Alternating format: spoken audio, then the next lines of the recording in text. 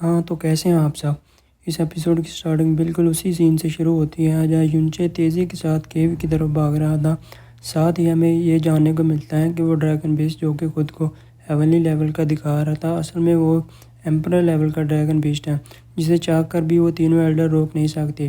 اس لیے اس ڈریگن نے چاروں طرف تباہی مچانا شروع کر دی تھی، لیکن لاسٹ مومنٹ پر یونچے جمپ کر کے سیدھا اس کیو کے اندر آ گیا تھا۔ یونچے اندر پہنچ جانے کی وجہ سے خوش ہو رہا تھا، تبھی اچانک جیسمین باہر آ جاتی جو کہ یونچے سے کہہ رہی تھی کہ تم ہر وقت خود کو مشکل میں ڈال دیتے ہو، تمہاری وجہ سے بے وجہ میری جان بھی چلی جائے گی۔ لیکن یونچے اس کی باتوں کو اگنور کرتے ہوئے دھیرے دھیرے اس کیو میں آگے کی طرف چلنا شروع کر چکا تھا، جہاں سامنے اس کی نظر فائر اسپرٹ ہرب پر پڑ گئی تھی۔ یونچے تو انہیں دیکھ کر بوکھلا سا گیا تھا، وہ فوراً آگے کی طرف جمپ کرتے ہوئے سیدھا ان فائر اسپرٹ ہرب کی طرف ہی جانا شروع کر دیتا، جو دیکھ کر جسمین سے سوال کرتے ہوئے کہتی ہے کہ آخر تم یہ کیا کر رہے ہو؟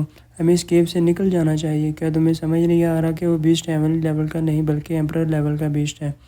یونچی اس کی باتوں کو اگنور کرتے ہوئے کہتا ہے کہ میں نے اپنی پچھلی زندگی میں اس فائر اسپرٹ اور ہرب کے بارے میں کافی کچھ پڑھا تھا، لیکن میں نے اسے کبھی دیکھا نہیں تھا۔ آج میں انہیں اپنی آنکھوں سے دیکھ رہا ہوں، آخر میں انہیں کیسے ہی جانے دوں؟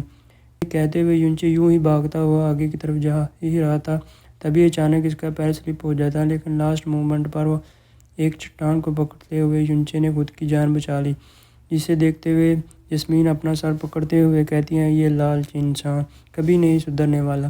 یونچے بھی یہاں پر لالچی بنتے ہوئے فائر اسپرٹ گراس کو دیکھ کر انہیں اپنی اسٹورنگ میں رکھنا شروع کر چکا تھا، ساتھ ہی ساتھ وہ کہہ رہا تھا کہ آج کے دن تو میں بہت امیر ہو جاؤں گا۔ ابھی اچانک ہم دیکھتے ہیں کہ باہر موجود فلیم ڈریگن کو اس بات کا احساس ہو گیا کہ کوئی اس کے کھانے کو چرانے کی کوشش کر رہا ہے، جس بات کو جسمین بھی سینس کر لیتی ہے۔ فوراً یونچے کے پاس آتے ہوئے کہتی ہیں کہ یہ فلیم ڈریگن کا کھانا ہے، یعنی کہ یہ اس کی باڈی کے ساتھ کنیکٹ ہوگا۔ تم نے جیسے اسے ٹچ کیا، فلیم ڈریگن کو تمہارے یہاں ہونے کا احساس ہو گیا، اب تم اس کی نظروں سے بچ کر نہیں جا سکتے۔ میں دیکھتی ہوں کہ اس کے واپس لوٹنے پر تم کیا کرو گے۔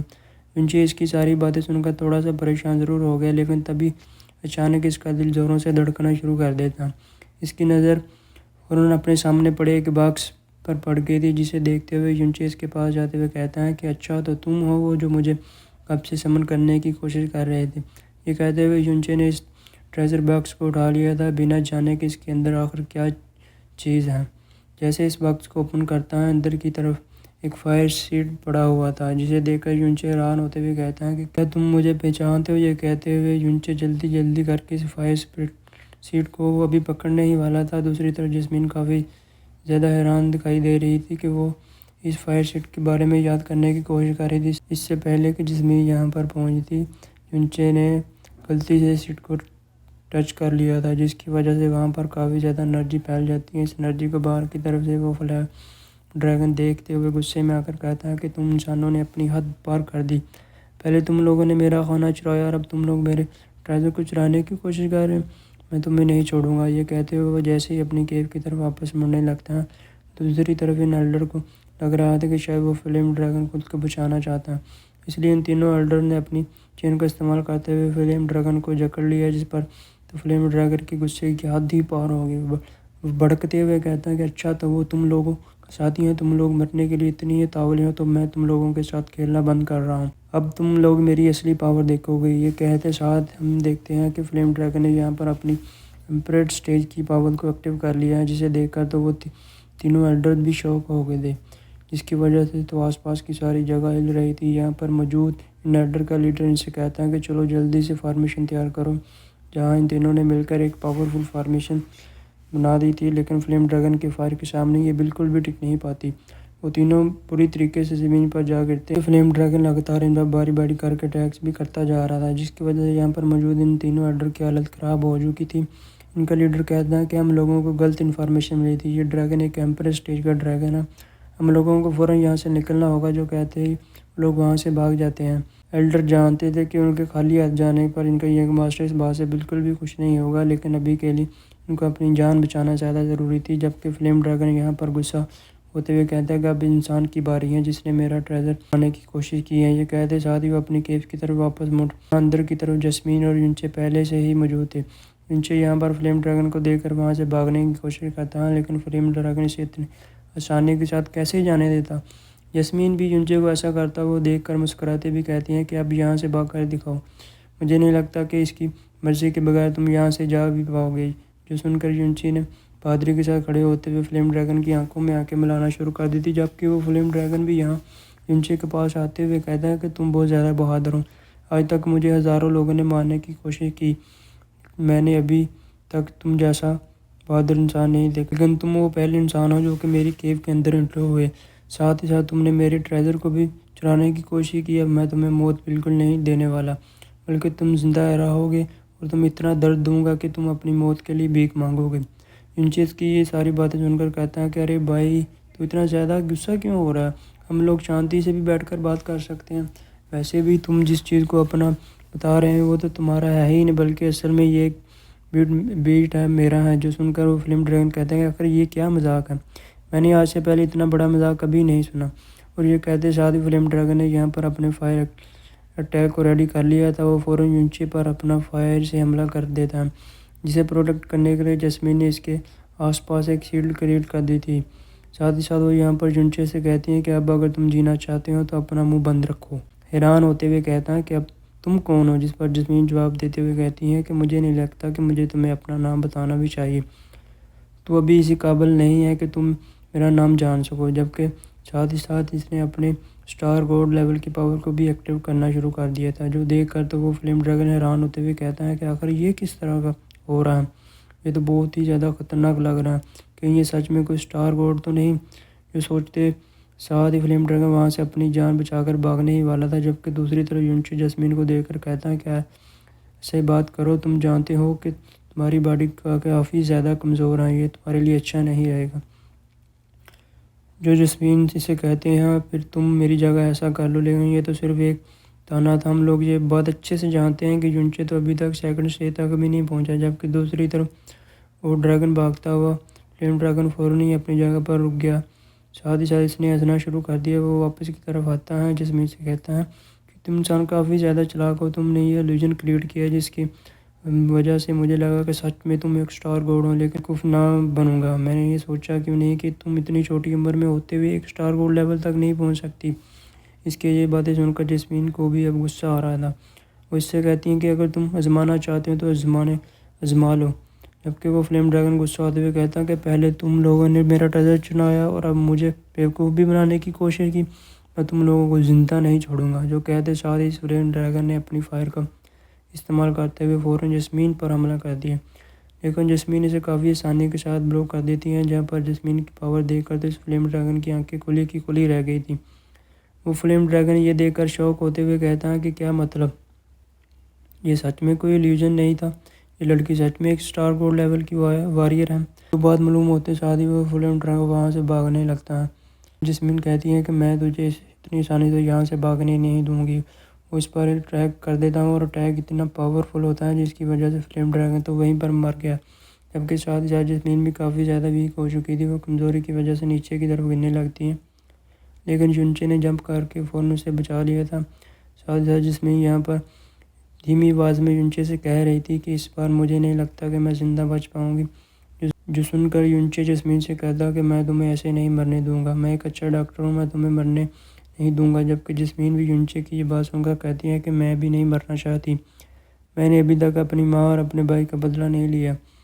جو کہتے ہوئے دھیرے دھیرے جہاں پر جسمین کی آنکھیں بند ہو جاتی ہیں، یونچی سے ہوش ملانے کی کوشش کر رہا تھا، لیکن جسمین کوئی جواب نہیں دیتی۔ دھیرے دھیرے اس کی باڈی نے بھی گلو کرنا شروع کر دیا تھا، یعنی کہ سچ میں جسمین مرنے والی ہے۔ جو بات جان کر یونچی پریشان ہوتے ہوئے فوراً اپنے پاس سے بلیڈ نکال کر اپنے ہاتھ پر کٹ لگا دیتا ہے تاکہ وہ اپنا بلڈ جسمین کو پلا کر اسے ہوش میں لا سکے، لیکن یہاں پر یونچی کا یہ پلان ناکام ہو جاتا ہے، کیونکہ جسمین تو ہوش میں ہی نہیں تھی، جس وجہ سے یونچی کا بلڈ نہیں پی پا رہی تھی۔ یونچی بیچارہ تو ایموشنل ہو کر جسمین کو مرنے نہیں دینا چاہتا تھا، اس لیے وہ اپنا بلڈ منہ میں جمع کرتے سیدھا جسمین کے منہ کے ذریعے بلڈ پلانا شروع کر دیتا ہے، لیکن ایسے جسمین کو کس کرنے کی وجہ سے جسمین کو پوائزن یہاں پر یونچی کی باڈی میں پھیلنا شروع کر دیتا ہے اور اس کی بھی طبیعت دھیرے دھیرے خراب ہونا شروع ہو جاتی ہے۔ وہ ہار نہ مانتے ہوئے یہاں جسمین سے کہتا ہے کہ تم اس طرح سے نہیں مر سکتی، تمہیں مرنے کی اجازت نہیں دوں گا۔ یہاں وہ ابھی اور بھی زیادہ بلڈ جسمین کو پلانا چاہتا تھا، لیکن اس کی طبیعت زیادہ خراب ہو جانے کی وجہ سے وہ بھی وہیں پر گر کے بے ہوش ہو جاتا ہے۔ اس کے بعد ہم کچھ گھنٹوں بعد کا سین دیکھتے ہیں جہاں پر جسمین ہوش میں آ چکی تھی۔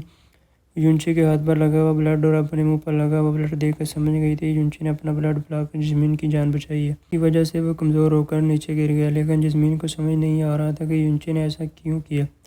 وہ یونچے کو جگانے کی کوشش کرتی ہیں اور یونچے ہوش میں آتے ہوئے جسمین کو زندہ دیکھ کر کافی خوش ہو گیا۔ وہ ایک سائڈ ہوتا ہوا وہ کہتا ہے کہ تھینک گاڈ تم زندہ ہو، میں تو ڈر ہی گیا تھا۔ جس پر جسمین اسے خود سے دور ہٹاتے ہوئے کہتی ہیں کہ آخر تم نے مجھے کیوں بچایا؟ تم اگر چاہتے تو تم مجھے مرنے دے سکتے تھے، لیکن تم نے خود کی جان کو داؤ پر لگا کر میری جان بچا لیا۔ آخر ایسا کیوں؟ یہ سن کر یونچے جواب دیتا ہے کیونکہ تم نے بھی تو فلیم ڈریگن سے میری جان بچائی تھی۔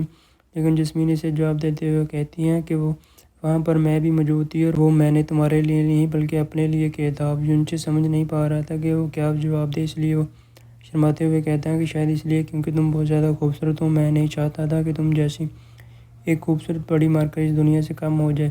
جو سن کر جسمین کہتی ہیں کہ پری کیا تم جانتے بھی ہو کہ اس پری نے کتنے لوگوں کا خون بہایا ہے؟ یونچے اس کی یہ بات سن کر کہتا ہے کہ ہاں میں جانتا ہوں۔ جو اس پر جسمین بھڑکتے ہوئے کہتی ہے کہ تم کچھ نہیں جانتے، میرے ہاتھ خون سے رنگے ہوئے ہیں، تم نہیں جانتے کہ یہ درد کیسا ہوتا ہے۔ یونچے پھر سے جواب دیتے ہوئے کہتا ہے کہ نہیں، میں جانتا ہوں کہ یہ درد کیسا ہوتا ہے، جہاں تمہیں یہ درد کبھی بھی سونے نہیں دے گا۔ ڈراؤنے سپنے، وفاداروں کی موت، تمہیں ایک دن خود سے ہی نفرت ہو جائے گی، تم خود کو بھی معاف نہیں کر پاؤ گی، ایسا لگے گا جیسے کہ تم کسی ڈیول سے بھی زیادہ بری ہو۔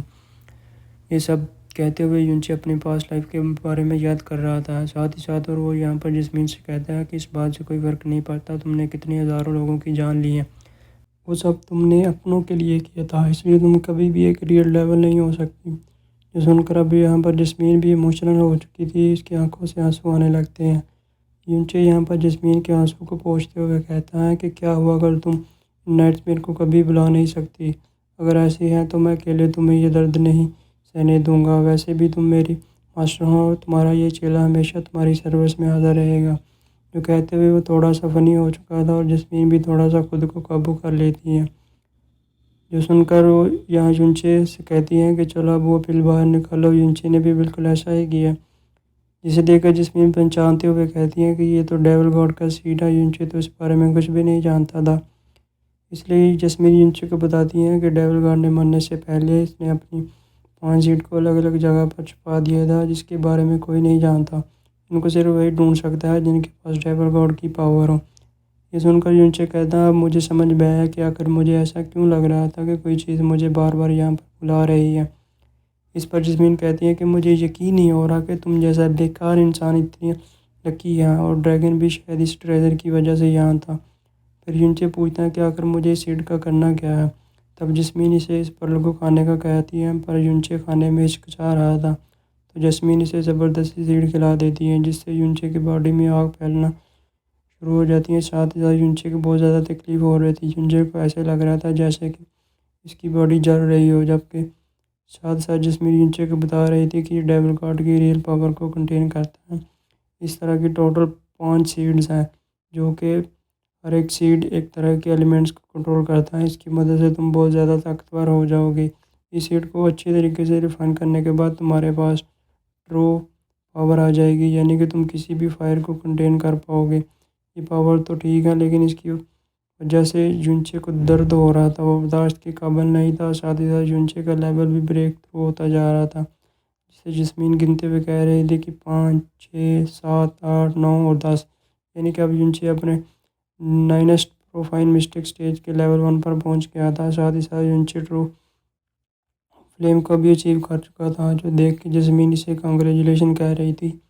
یونچے بھی پہلے سے کافی زیادہ کانفیڈنٹ دکھائی دے رہا تھا۔ وہ یہاں پر جسمین سے کہتا ہے کہ بہت وقت بعد میں اتنا پاورفل محسوس کر پا رہا ہوں، جبکہ جسمین یہاں پر یونچے سے کہتی ہیں کہ اب تمہاری کلٹیویشن کا ریئل سفر شروع ہوا، اب تمہیں اپنے آپ کو ایک مسٹک ماسٹر کہہ سکتے ہو۔ ساتھ ہی ساتھ جسمین یونچے کو بتاتی ہیں کہ اگر تم اپنے شیڈو ڈانسنگ ٹیکنیک کو یوز کرو تو وہ پہلے سے زیادہ بہتر پرفارم ہوگی۔ جو سن کر یونچے ایکسائٹڈ ہوتے ہوئے اس ٹیکنیک کو پرفارم کر کے دیکھتا ہے، اور وہ سچ میں پہلے سے زیادہ تیز موو کر پا رہا تھا۔ یونچے خوش ہوتے ہوئے کہتا ہے کہ گرینڈ پاور 8 میں واپس آؤں گا، میں نے اپنی کلٹیویشن کے پہلے قدم کو بڑھا دیا، یعنی کہ جلدی طاقتور ہو جاؤں گا۔ پیچھے کی طرف بڑی جسمین یہاں پر یونچے سے کہتی جانے سے پہلے اس ड्रैगन की बॉडी को भी अपने पास रख लो, हम इसे बाद में इस्तेमाल कर सकते हैं। सुनकर युनचे से अपने रिंग का इस्तेमाल करते हुए बिल्कुल ऐसा ही किया। इसके बाद हम देखते हैं कि युनचे अपने शैडो डांसिंग टेक्निक का इस्तेमाल करते हुए यहाँ दोबारा इसी झरने के पास आ रहा था। जहाँ एक जगह पर रुकने के बाद जैस्मीन युनचे से कहती है कि वैसे मैंने तुम्हें काफ़ी यूज़लेस समझा था, लेकिन तुम इतनी भी यूज़लेस नहीं हो, क्योंकि तुमने इतने थोड़े से वक्त में ही अपने फर्स्ट स्टेज को ब्रेक थ्रू करके इस सेकंड स्टेज को अचीव कर लिया। जो सुनकर अब युनचे भी फ्लेक्स करना शुरू कर देता है। वो कहता है, हाँ अब तुम्हें ये बात तो मान नहीं होगी, यहाँ पर मौजूद एक शख्स बहुत ही ज़्यादा खुश नसीब है जो उसे मुझ जैसा अच्छा डिसाइपल मिला। जैस्मीन यहाँ पर युनचे को ये फ्लेक्स देकर कहती हैं कि अगर तुमने दोबारा मेरे सामने फ्लेक्स करने की कोशिश की तो याद रखना मैं तुम्हारी जान ले लूँगी। फ्लेक्स सिर्फ मैं ही कर सकती हूँ। वैसे अभी तुम भी कुछ ज़्यादा कम नहीं हो, अगर तुम चाहो तो तुम अपने सेम लेवल के एक मिस्टिक मास्टर को अब हरा सकते हो, या अगर कभी तुम्हारी फाइट दो मिस्टिक मास्टर से भी हो जाए तब भी शायद तुम दोनों को हरा दो। ये सुनकर तो युनचे खुश होते हुए फ़ौरन यहाँ से जैस्मीन की तरफ आते हुए कहता है, क्या सच में मैं अपने सेम लेवल के दो मिस्टिकों को एक वक्त पर हरा सकता हूँ? जैस्मीन युनचे की ये बात सुनकर कहती है कि तुम तो कुछ ज़्यादा ही उतावले हो रहे हो। हाँ ये बात सच है, क्योंकि तुम्हारे पास डेविल गॉड की पावर है। अगर तुम डेविल गॉड की लेवल तक पहुँच गए तो तब तुम खुद से ज़्यादा पावरफुल वॉरियर को भी हरा पाओगे, लेकिन अभी के लिए मैं नहीं जानती कि तुम कोई भी गलत फैसला करो, इसलिए ना समझे मैं फ़ैसला करने से बेहतर है कि तुम मेरी बात ही मानो, वरना तुम जानते ही हो कि इसका अंजाम क्या होगा। जो सुनकर युनचे जैस्मीन से कहता है कि मास्टर तुम बिल्कुल फ़िक्र मत करो, मैं आपसे तुम्हारी हर एक बात मानूंगा। जो कहने के बाद यहाँ दोनों के साथ ही हमारा ये एपिसोड ख़त्म हो जाता। हाँ तो ठीक है, फिर मिलते हैं अगले एपिसोड में।